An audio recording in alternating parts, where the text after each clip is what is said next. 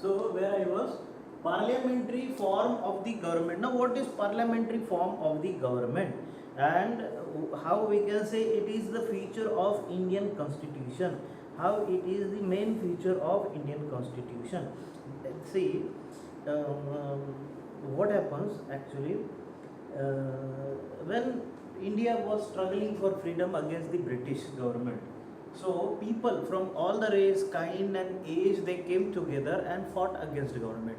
Hindus, Muslims, Parsis, Christian, Jains, Buddhists, all they came together on their level. They tried and fought against the British government, and they win the freedom. Now in this what happened, when they were making the constitution, the members of the constituent assembly felt that the freedom struggle had prepared the masses of universal adult suffrage, okay, and that this would help encourage a democratic mindset and break the clutches of traditional caste, class and gender hierarchies. This means the people of India have direct role in electing their representative, every citizen. Now, parliamentary form of government, what it means, away without any discrimination of caste, class and gender, as the people came and fought against British government. So it has become the universal ship, that the adults, those who were fighting against the government, they have won the freedom in all. So it is, everyone is the shareholding of the independence. That is why everyone shall have share in the government, and that is given in the parliamentary form of the government. That means every citizen of India has voting right by its adultship.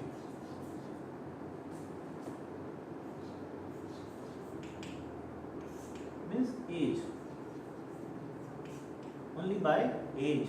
There is no discrimination made for voting and participating in the government system, okay, parliamentary system. Not only this, if he fulfills the age qualification, he can even present himself as the member of parliamentary board. He can even participate in, he can fight the elections and can be elected as the representatives by the people. So this right is given equally to all on the basis of adultship. That is the parliamentary form of government. The government is formed parliamentarily, and there is no discrimination made. Only the age is the matter that that one must qualify. By that age, he can fight, contest elections. Separation of power. Now, what happens? This lesson you have studied maybe in 7th standard. What is separation of power?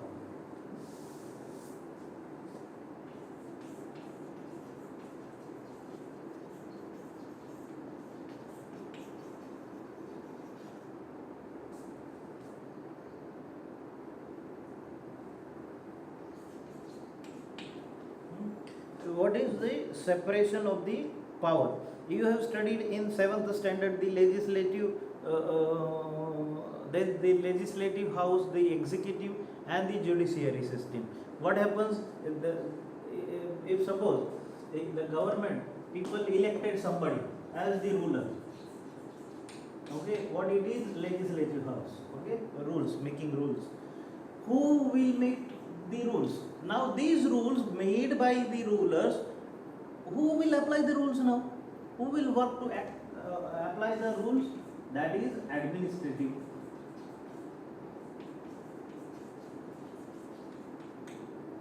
Or executive, okay, executive body that applies the rules.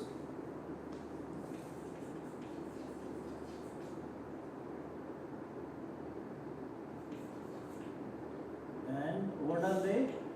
For example, police, then the officers, collectors, tahsildar, so then block educational officer, educational department, tax department, these are the executives. The third pillar is judiciary. What is third? Judiciary, rulers, administrators, and on both of these there is judiciary department. The third, that is the power of the governments are separated in this. This legislative house, they are making the rules. What they are doing? They are making the rules. The legislature house is making rules. The rules are applied by the administrative or executive house, and it is monitored by judiciary court.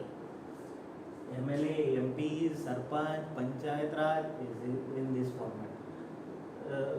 Collector, police, Tahsildar, educational officer, tax inspector, custom officer, CID, CBI, all are in this format. Only court, and that is only judges, Supreme Court, High Court, okay, then Session Court, Tehsil Court, District Court, all are the part of judiciary. They monitor on whether the constitution is being followed by them, whether the constitutional rules are being followed by them. This is monitored. So this is called the separation of power. So one person is not the whole and soul in our country. According to our constitution, our constitution has separated the power. It's not like that the prime minister only can have hold on the judiciary department. No, not at all. Who can have the hold on the judiciary department? Nobody. Judiciary department is separate. It is a separate power. Administrative is also a separate power, and rulers are separate power. The powers are divided. Fundamental right. This is the fourth.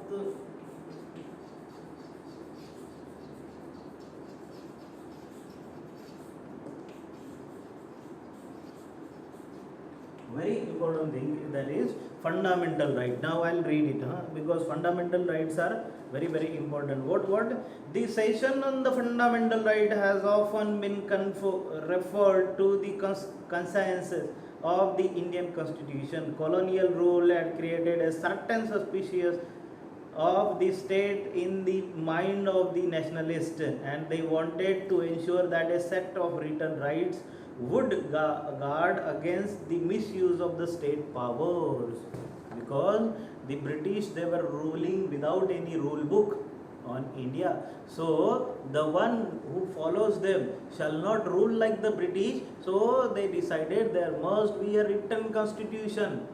The laws, the rules shall be written, that the rulers will act like this, and the people are given these rights. That is written. Nobody can snatch their rights. That is why the fundamental rights are all in written format. Fundamental rights are in written format. Fundamental duties are not in written format. Few are written, few are not written. Okay, duties means that people have towards the constitution, parliamentary board, towards the nation. Right? We have to respect the flag, Indian flag. Not written. Few rules are written, few rules are not written. And who focuses this? Judiciary department, that what the constitution actually means. Now the fundamental rights in Indian constitution include one, right to equality. Very important.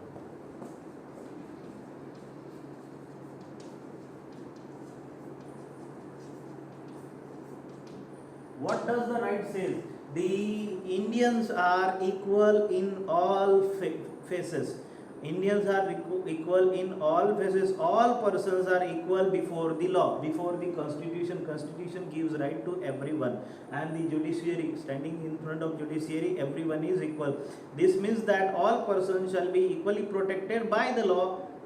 judiciary department and the constitution by the law of the country. It also states that no citizen can be discriminated against on the basis of their religion, caste or sex or anything else. Every person has access to all public places including playgrounds, hotels, shops, etc. Anyone can go to the public places, not in my private property but in public places where there are gardens, hotels. So there everyone is allowed to enter. That is the law of equality, right of equality. The state cannot discriminate against anyone in matters of employment. One state, Maharashtra, can't say that South Indians cannot come or North Indians cannot come. Bihar can't say, Delhi can't say, then Kerala can't say that we will not allow other peoples to come. It is federalism. Anyone can go anywhere in the country. That is the right to equality, to earn, to learn and to feed. So he can go. But there are exceptions to this that you will read about later in this book. Okay. The practices of untouchability has also been abolished, and untouchability is also abolished by the law of equality, right of equality. So there are exceptions also to this. There are many exceptions that this can be done. Right to freedom. Second,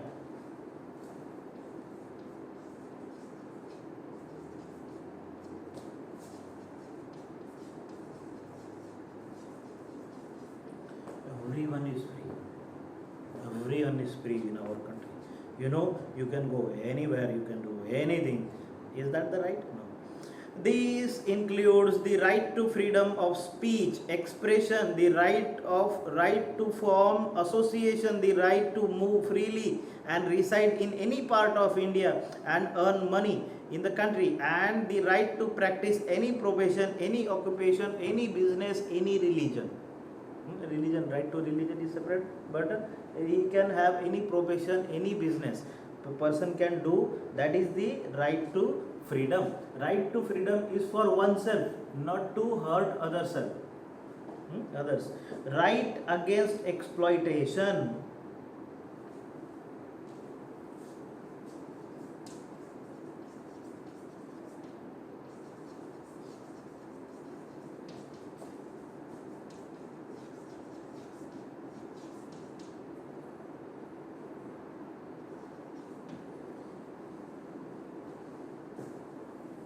Right against exploitation. What is the right against exploitation? Says that the constitution prohibits human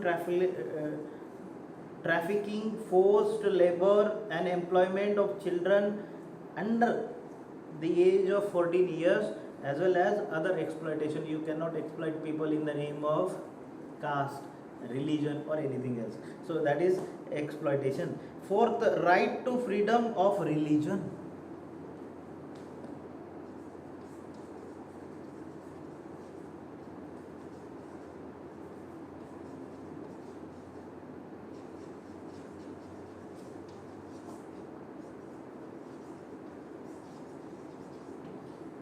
A person in India can follow any religion or can have any religion, and he can practice, profess or propagate the religion of their own choice.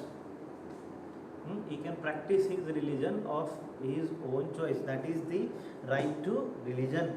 Cultural and educational right. Now when it is being taught what is your right, it shall be believed what is not your right.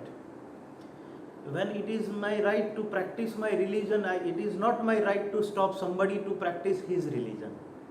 Okay, so this is how cultural and educational right.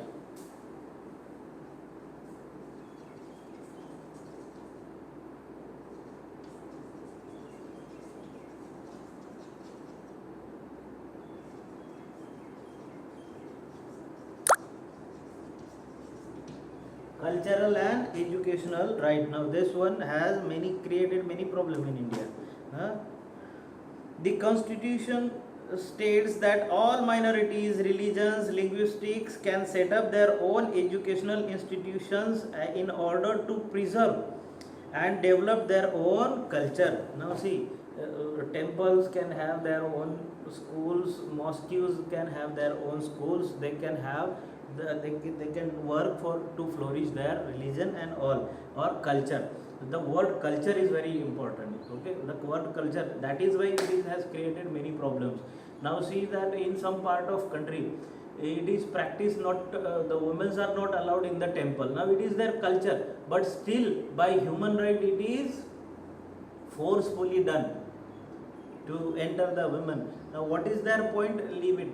But the constitution said that they can follow their culture and tradition, but still sometimes in the name of human rights, in the name of other. So the constitution has given the right, as well as judiciary makes focuses on this, and people do not understand. Maybe due to time, now the culture is also changing. So the rights in the constitution, there are changes in the constitution also, and every year the legislature house are making changes in the constitution according to the modern needs. Right to constitutional remedies. This allows the citizens to move in the court if they believe that any of their fundamental rights have been violated by the state or the constitution.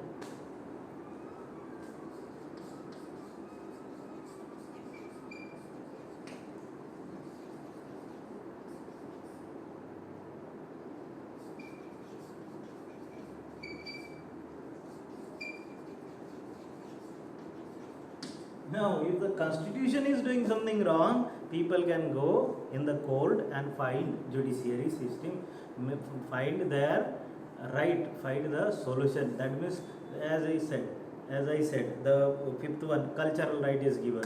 And if you are having problem in practicing your own cultural traditions to flourish your culture, a person can go in the court and tell the court, or tell the country that this said in the constitution stops me doing this, which is not making my culture to flourish.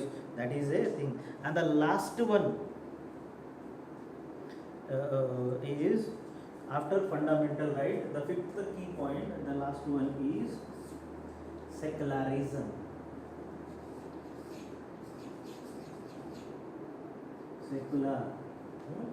Secularity, secularism,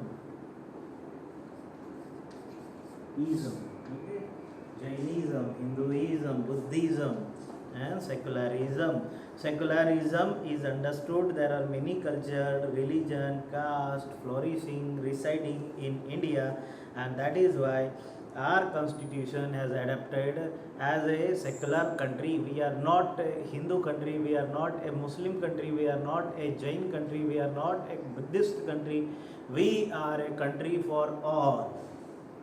So that is called secularism. A state is one in which the state does not officially promote any one religion as the state religion. So these are the 5 key features of the constitution that India has adopted.